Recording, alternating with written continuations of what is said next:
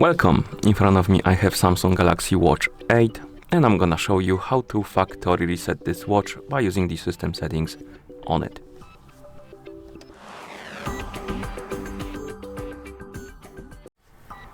Before we start, if you want to factory reset your watch, make sure that the battery level on your watch is at least above 20 or 30%, because if the battery dies during the resetting process, it might damage your watch. Now let's continue with the reset. First thing you will need to do is to wake up the screen on your watch, and you can do it by tapping on the screen or by pressing the upper button. And once you wake up the screen, you should see the current watch face, the home screen, and you can swipe up on the screen to open the menu. And once you open the menu, scroll through it and look for the settings icon. And after you find it, tap on it, of course. In settings, scroll through the menu and look for the option called General. And once you find the General option, tap on it, of course. And here, look for the option called Reset. And once you find it, tap on it, of course.